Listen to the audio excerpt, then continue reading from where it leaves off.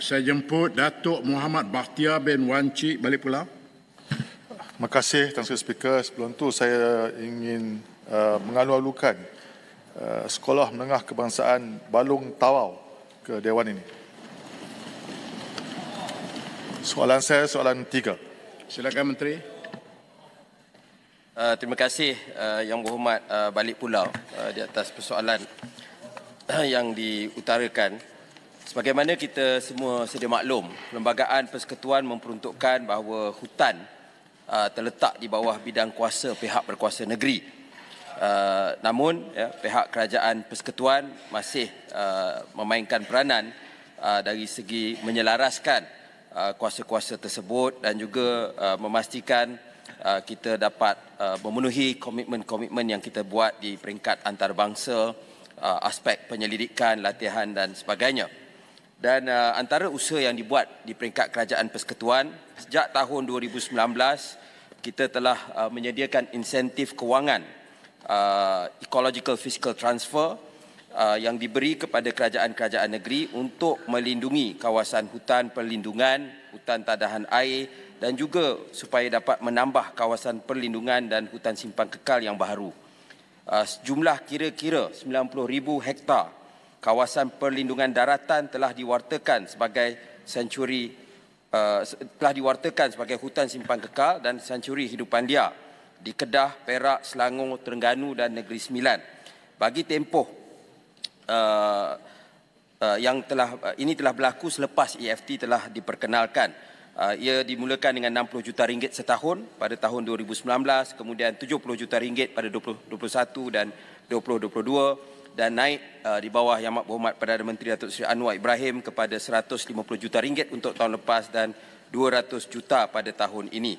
Jumlah EFT yang telah diagihkan adalah sebanyak RM550 juta. Kedua, Kerajaan Persekutuan telah meminda Akta Perhutanan Negara pada tahun 2022 dan untuk menjadi satu contoh kepada kerajaan-kerajaan negeri supaya dapat meminda perundangan dan enactment mereka. Dan ia telah diwartakan pada September 2022 di mana selepas ini sebarang pewartaan keluar hutan simpan kekal perlu melalui proses pendengaran awam dan juga penggantian dan pewartaan serentak. Ini untuk memastikan sekiranya ada HSK yang diwarta keluar, maka akan terus diganti oleh pihak kerajaan negeri.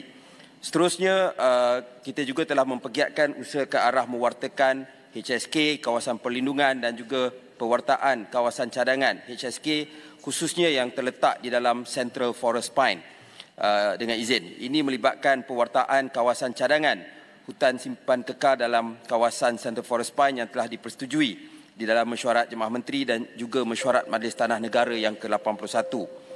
Seterusnya, kerajaan juga telah melaksanakan moratorium bagi menghentikan perluasan ladang hutan dalam hutan simpan kekal yang juga dipersetujui dalam mesyuarat Jemaah Menteri dan mesyuarat Majlis Tanah Negara ke-81. Dan terakhir, pembangunan dan pengoperasian inisiatif di bawah instrumen kerangka kewangan REDD Plus menerusi agensi Malaysia Forest Fund ataupun MFF, iaitu Forest Conservation Certificate dan pembangunan Forest Carbon Offset bagi meningkatkan kerjasama dan sumbangan daripada pihak swasta, termasuk soal membangun sistem pasaran kredit karbon bagi untuk melindungi hutan. Terima kasih.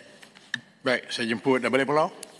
Terima kasih Speaker, terima kasih Menteri di atas jawapan yang komprehensif tadi. Kita tahu saban hari kita mendapat berita bahawa banyak binatang liar yang dilanggar kenderaan dan dibunuh. Ini menunjukkan terdapat human-animal conflict dalam negara kita. Contohnya Julai 2024, seekor harimau Melaya telah dilanggar di Tapah. Dan NGO RIMA menyatakan bahawa 10 ekor harimau Melaya telah pun kita kehilangan 10 ekor harimau Melaya dalam tempoh setahun. Daripada jumlah yang 150 ekor di Malaysia. Pada tahun 1950-an kita 3,000 ekor harimau Melaya. Jadi ini menunjukkan bahawa ada human-animal conflict. Juga tapir baru ni dilanggar di Jempol dan Gajah dan sebagainya. Jadi saya ingin bertanya, adakah kementerian begitu serius saya nampak untuk dalam usaha untuk kita memelihara hutan simpanan kekal dan menghalang mana-mana negeri untuk digazet Forest Reserve ataupun HSK, dan sebaliknya kita ada usaha untuk menambah atau mengganti hutan simpanan yang hilang itu. Sila Menteri. Terima kasih Yang Berhormat Balik Pulau. Sememangnya isu konflik manusia dan hidupan liar ini semakin menjadi-jadi, terutamanya apabila berlakunya kemusnahan kepada habitat hidupan liar. Jadi sudah tentu bila mereka kehilangan habitat dan juga mungkin kekurangan bahan makanan. Misalnya bagi harimau Malaya, antara masalah yang berlaku ialah kekurangan prey animal dengan izin, dan ini termasuk penyakit yang melanda babi hutan dan sebagainya. Jadi ini menekan mereka untuk keluar daripada kawasan tempat tinggal sedia ada. Jadi atas dasar itu, Kerajaan Persekutuan dengan kerjasama Perhilitan, kita telah pun mengambil langkah-langkah yang menerusi inisiatif yang dipanggil Community Rangers ataupun Ranger Community, yang bermula dengan 1,000 orang, 1,500 dan sekarang 1,920. 500 ada di Sabah Sarawak, yang selebihnya di Semenanjung, dan mereka ini terdiri daripada yang paling besar komponen ialah orang asli yang sangat mahir dan biasa dengan berurusan dengan hidupan liar. Seterusnya komuniti setempat dan juga veteran Angkatan Tentera dan PDRM. Jadi ini kita lihat telah berjaya bersama-sama juga dengan operasi bersepadu khazanah OBK yang dibuat dengan pihak berkuasa lain termasuk PDRM dan NGO di seluruh negara. Kita dapat mengurangkan tekanan poachers yang ada. Dan antara tahun 2021 sehingga 20 Julai 2024, 431 warga negara kita telah ditangkap dan 91 warga negara asing juga ditangkap, dan sitaan berjumlah lebih 150 juta ringgit. Jadi kita mengambil maklum tentang cadangan untuk menambah. Jadi sebab itu bagi kita EFT, kita bagi wang kepada kerajaan negeri itu, dan peningkatan yang sangat ketara dari tahun ke tahun, itu antara inisiatif yang kita ambil. Sememangnya kita tahu di bawah perundangan sebagaimana saya sebut, ia terletak di bawah kuasa kerajaan negeri, tetapi kita percaya dengan inisiatif juga seperti pindaan rang undang-undang pindaan Akta Perhutanan yang mana mewajibkan pendengaran public inquiry dan juga pewartaan serta-merta hutan yang apabila dikeluarkan. Ini akan membantu mengurangkan tekanan kepada habitat tersebut. Sila Kuala Kerah. Terima kasih Tan Sri Yang Di-Pertua. Saya meneliti apa yang disebut oleh Yang Berhormat Menteri berkaitan dengan insentif keuangan EFT kepada negeri-negeri tadi. Cuma saya ingin bertanya sejauh manakah komitmen suntikan dana daripada sektor awam dan swasta melalui kerjasama frame bagi merancangkan inisiatif pemulihan hutan simpan serta program-program meningkatkan kesedaran. Adakah kerajaan bercadang untuk menambah baik instrumen sijil konservasi hutan FCC yang dilancarkan sejak Mei lalu untuk menggalakkan penyertaan lebih banyak syarikat korporat bagi membiayai dan menyumbang ke arah usaha konservasi dan pengurusan hutan. Dan pada masa yang sama, apakah langkah yang diambil untuk mempergiat program pemulihan semula hutan simpan, terutama membabitkan kawasan hutan simpan yang sebelum ini dijadikan kebun sayur syar haram selepas operasi pemurusan bersepadu jalankan. Terima kasih Yang Berhormat Tan Sri. Sila Menteri.